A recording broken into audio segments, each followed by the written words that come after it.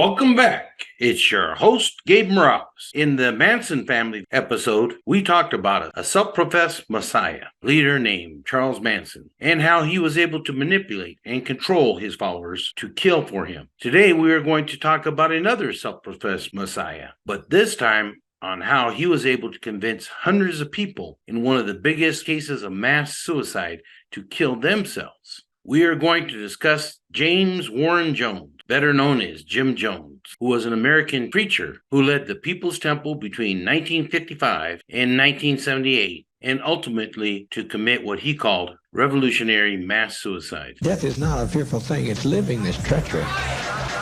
As a young man, Jones developed an intense interest in religion and social doctrines. He became a reader of the works of Adolf Hitler, Joseph Stalin, Karl Marx, and Mahatma Gandhi. He would later tell his wife that Mao Zedong was his hero. Tim Ritterman, who was a journalist and biographer of Jones, wrote that Jones' attraction to religion was probably due to a strong desire to have a cohesive family, since his home life was largely dysfunctional and his parents eventually divorced. He had established himself as being an outcast by his high school years, and often was known as being a loner, almost always carrying his Bible with him. And his extremely strong religious beliefs brought him into conflict with many of his peers, as he chastised them for drinking, smoking, and dancing and partying that night. Jones began dating a nurse in training that he met by the name of Marceline May Baldwin while he was working at Reed Hospital in Richmond, Indiana. Initially, he had planned to become a doctor, but soon he dropped that idea in favor of becoming an evangelist preacher. He married Baldwin in 1949, and his wife's beliefs were that of the Methodist Church. So she and Jones frequently became engaged in arguments over religion. Jones stated that his initial problems with the Methodist Church were their racial segregationist practices. After attending Indiana University for 2 years, the couple relocated to Indianapolis, Indiana in 1951. And it was at that time that Jones began attending meetings of the Communist Party USA. This was not long after World War II, and McCarthyism was growing in America. This was also known as the Second Red Scare, a period of political repression and prosecution of left-wing-minded individuals, and was a campaign of spreading fear that the Soviet Union was gaining influence over America. In early 1952, Jones shocked his wife by announcing he would become a Methodist minister, believing that that church was ready to accept real socialism and put it into practice. Jones was also surprised when the Methodist Church backed him up to start his own congregation, even though they knew him to be a communist. This actually impressed him in thinking that the Methodists might not be too bad after all. And he was hired as a student pastor by the local Methodist Church, where he launched a project to create a playground that would be open to children of all races, as the church was dropping its earlier doctrine of segregation and made liberal reforms that eventually led to the creation of the United Methodist Church. Around 1953, Jones visited a Pentecostal Latter-rain convention in Columbus, Indiana, where a woman prophesied that Jones was actually a prophet and would soon have a great ministry. Jones was taken aback by this statement and surprised by the endorsement, but saw it as a omen and accepted the call to preach and deliver his message to the masses. Conservative Pentecostalism was in the midst of a healing revival and latter rain movement, which was in opposition to many churches who were becoming more liberal, and as an alternative to Catholics, as the Pentecostals believed strongly in the congregation being very actively involved during sermons, including singing and dancing and playing music. The movement saw itself as a continuum of the restoration of early Pentecostalism as a back-to-basics movement. It was an evangelical awakening that saw the rise of many evangelical preachers, such as Billy Graham, Oral Roberts, Jack Coe, and William Branham. These individuals were also known to be televangelists, with the advent of an invention called the television set that was increasingly being bought by Americans. So these preachers could actually bring their sermons into the living rooms of Americans. Believing that the racially integrated and rapidly growing latter rain movement offered him a better opportunity than the Methodist Church, Jones convinced his wife to leave the Methodist Church and join the Pentecostals, and he began holding religious revivals. Jones initially established the Wings of Healing, a new church that would eventually be renamed the People's Temple. Jones's new church only attracted about 20 followers in the beginning, but he saw a bigger vision as foretold by the lady that said he would rise to become a major prophet. And he began to seek better ways to publicize his new church and to gain new followers for his congregation. He began to associate himself with the Independent Assemblies of God, an international group of churches which had embraced the later rain movement. And in June 1955, Jones began having meetings with William Branham, who was one of the major leaders of the Healing Revival movement. And in 1956, he was ordained a minister by the Independent Assemblies of God Church. Jones quickly adapted many of their main philosophies, such as the manifested sons of God, which held the belief that certain individuals will become manifestations of God with supernatural gifts and holding superhuman abilities.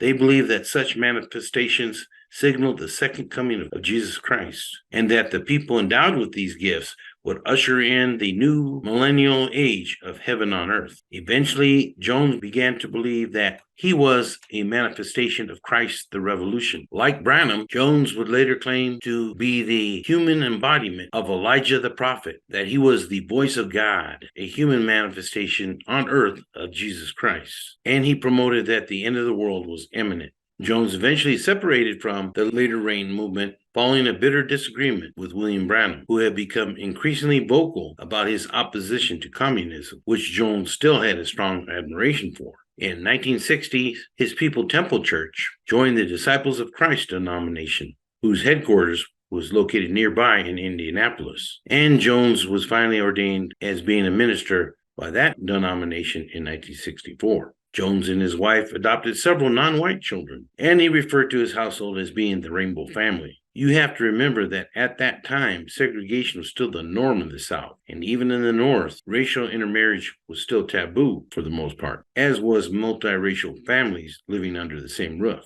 His wife began to confide in friends that Jones became increasingly paranoid and fearful. Like other followers of William Branham, who moved to South America during the 1960s, due to a prophecy of impending nuclear war and the end of the world, Jones also began to look for a way to escape the destruction that was coming, as told in the Book of Revelations. In January 1962, he read an article that stated that South America was the best place to escape a nuclear war, and he decided to travel there to scout out a place to relocate the People's Temple. Jones made a stop in Georgetown, Guyana, which is located at the northeast part of South America, while he was on his way to Brazil. There in Brazil, Jones rented a modest 3-bedroom home, and the family moved to Rio de Janeiro in mid-1963, where they worked with the poor in the favelas in the ghettos of Rio. But unable to find a location suitable for his People's Temple and becoming plagued by guilt for abandoning his congregation in Indiana, Jones returned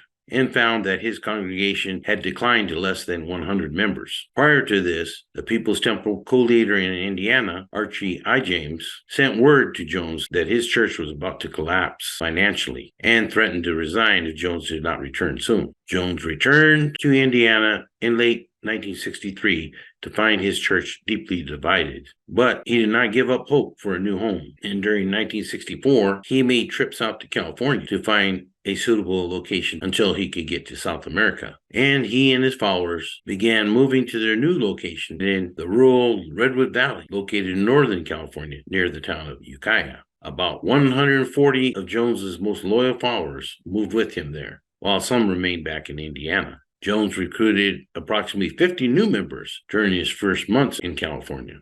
And in 1967, he convinced another 75 to move from Indianapolis out to California to join the rest of the congregation. In 1968, his People's Temple Church in California was admitted to the Disciples of Christ. He wanted his church to join this denomination for larger support, since it boasted 1.5 million members nationwide, and included many powerful Americans, including Lyndon B. Johnson and Edgar J. Hoover. By 1969, Jones's People's Temple had about 300 members. Jones became increasingly vocal and taught that those who remained drugged with the opiate of religion had to be brought to enlightenment, which he defined as socialism. Jones asserted that traditional Christianity had a terrible, incorrect view of God, which created individualism. And by the early 1970s, he had derided Christianity as being a flyby religion of the past, and that a new age was coming. He also began to believe that there was a true God, and that true God was him, and that his followers should have no God besides him,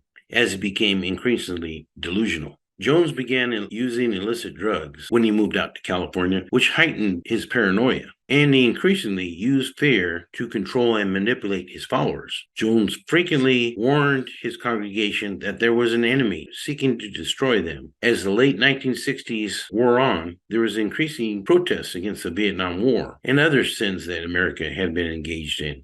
And increasingly, there was a growing movement by young people and people of color for social justice. And Jones used this to his advantage. By the end of 1969, Jones's People's Temple was growing rapidly. By the early 1970s, the People's Temple had several branches in California. In the fall of 1973, Jones and the People's Temple Planning Commission devised a plan to escape from the United States. The group decided that Guyana was a very favorable location, citing its recent revolution and socialist government. So the group decided to set up an agricultural commune there. And in December of that year, Jones decided to move to find a suitable location for his People's Temple. By the summer of 1974, land and supplies were purchased for the move to Guyana. And by the end of that year, members of his congregation began arriving for the start of a commune that would become known as Jonestown. In March of 1977, there was an article published in New West magazine exposing Jones and the People's Temple. This included interviews of defectors from his church that charged there were physical, emotional, and sexual abuse. This stinging article convinced Jones that it was finally time to move out of the United States for good. And he began to compel more members of the church to move to Jonestown, which would be a paradise from the evil, media, and corrupt government in the United States. Once they arrived in Jonestown, Jones forbid them to leave the settlement, and some of his advisors warned that Jonestown was not yet ready to accept the entire congregation, and that the facilities there could only realistically house about 200 people. But Jones believed that the need to relocate was very urgent and was determined to move there immediately. In May 1977, Jones and about 600 of his followers arrived in Jonestown, with 400 arriving in the months after. Almost 70% of Jonestown's residents were poor blacks. In 1977, Jones had traveled to Cuba in order to try to establish an import-export business, but became very annoyed that Cuban President Fidel Castro had not personally met with him, and he remarked that Castro was probably living better than most of his own people. While in Cuba, Jones visited Black Panther revolutionary Huey Newton, and they talked about some of Newton's family members who attended the People's Temple. Jones also discussed his desire to return to the United States one day, but that he noted that Newton stated he did not miss it, other than living in some of his former luxurious apartments paid for with Panther money and hanging out at some of his favorite bars in Oakland. In 1977, some former members of Jones's church wrote to their political representatives, and these efforts aroused the curiosity of Congressman Leo Ryan, who wrote a letter to Guyana's Prime Minister, Forbes Burnham, and these concerned relatives began a legal battle with Jones's People's Temple. California politician Willie Brown spoke out against the People's Temple's enemies at a rally that was attended by future San Francisco Mayor Harvey Milk and Assemblyman Art Agnos. San Francisco Mayor George Mosconi's office issued a statement that Jones and his church had broken no laws, but Jones was facing increasing scrutiny. And in the summer of 1978, he hired John F. Kennedy assassination conspiracy theorists Mark Lane and Donald Fried to help make a case of conspiracy by the U.S. government against the People's Temple by U.S. intelligence agencies, basically the CIA and FBI. Following 2 visits by U.S. Embassy representatives to check on Jonestown and an IRS investigation that was conducted in early 1978, Jones became increasingly concerned that the U.S. government was planning an invasion on Jonestown. So he ended up creating something he called the White Night. These were drills where he told his followers he was going to distribute poison to everyone and have them drink it in a protest against the U.S. government during a mass suicide. A batch of fruit punch was whipped up and served to everybody as his followers sat and began weeping, waiting for their death. But Jones ended up telling his followers that it wasn't really poison, that it was just a drill. At that time, Jones became increasingly paranoid, even more than he already was, and began taking mass amounts of Valium, Quaaludes, stimulants, and barbiturates, and audio recordings taken during meetings at Jonestown in 1978 attest to his deteriorating health and poor mental status. In November 1978, Congressman Ryan led a fact-finding mission into Guyana to personally view Jonestown and what was going on there to see if there was any human rights abuses. His delegation included former Temple members, an NBC News camera crew, and reporters for several U.S. newspapers. Jones hosted a reception for them and basically put on a dog and pony show that everything was fine and dandy. But during their visit, Temple member Vernon Gosney passed a note meant for Ryan to NBC reporter Don Harris. Gosney's plea for help in leaving with another member who wanted to get out of Jonestown, Monica Bagby, was taken and examined, as they were basically considered being held hostage. Ryan's delegation left in a hurry as he narrowly escaped being stabbed by outraged Temple member Don Sly. But Ryan and his delegation were able to take 15 people who expressed a desire to leave the compound immediately. Jim Jones' wife, Marceline, announced via public address system that everything was okay after the delegation left and for everybody to go back to their dwellings in Jonestown. But he felt that Ryan and the delegation would warn the U.S. and that the invasion he long feared was to come soon. As members of Ryan's delegation boarded planes, Jonestown security forces fired at them. The gunman killed Ryan and 4 others near a Guyana Airways Twin Otter aircraft. At the same time, one of the undercover defectors, still loyal to Jones, was said to have drawn a weapon and fired inside the plane and shot at members of the delegation as well as Gosney and Bagby, who he considered traitors. There were 5 people killed during that incident and several wounded. Later that day, Jones' security guards informed him that they failed to kill all of the Ryan delegation, and Jones concluded that the escapees would soon inform the U.S. government, which would come back to kill him and his followers. It was then that Jones and several members of the People's Temple decided that it was time to commit mass revolutionary suicide, and Jones recorded a speech. The congressman's dead. Many of our traitors are dead. They're all laying out there dead. You think they're going to allow us to get by with this? There's no way we can survive. Not worth living like this. How very much I've loved you. How very much I've tried my best to give you the good life. A handful of our people, with their lives, have made our life impossible. There's no way to detach ourselves from what's happened today.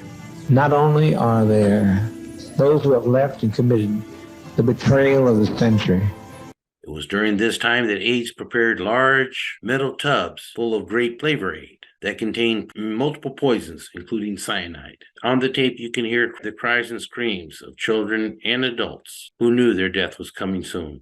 The mass murder-suicide resulted in the deaths of 909 individuals, 276 of them children. This resulted in the largest loss of American deaths in one deliberate act until the events of 9/11, 2001 in New York City and Washington, D.C. It also created the phrase, "Don't drink the Kool-Aid," meaning don't just readily accept everything that you are told. Although the specific beverage used that day was not Kool-Aid, it was actually a close imitation called Flavor Aid. Since the Jonestown Massacre, a lot of literature and studies have been conducted on the subject of cults and groupthink. Some leading scientists say we have to have euthanasia. Oh, no. Oh, no.